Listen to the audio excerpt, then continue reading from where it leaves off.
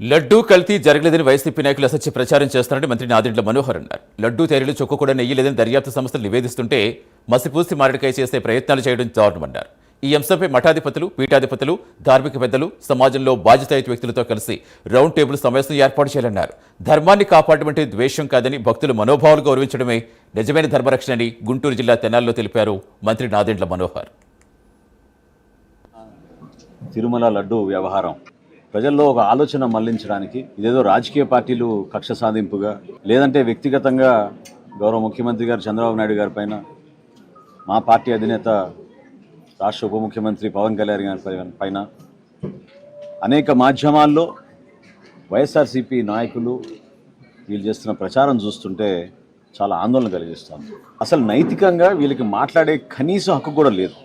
ఎందుకంటే ఒక చుక్క నెయ్యి కూడా, ఈ 60 లక్షల లీటర్ల నెయ్యి అని వీళ్ళు చెప్పే నెయ్యిలో ఒక చుక్క నెయ్యి కూడా లేదని చాలా స్పష్టంగా నిర్ధారించిన తర్వాత కూడా వీళ్ళు కేవలం ఎదురుదాడి చేసి రాజకీయంగా దాన్ని వేరే యాంగిల్లో తీసుకెళ్తే వ్యక్తులపైన బురద జల్లడానికి చేస్తున్న ప్రయత్నం సమాజం అంతా కూడా ఆలోచించాలి, ఖండించాలి.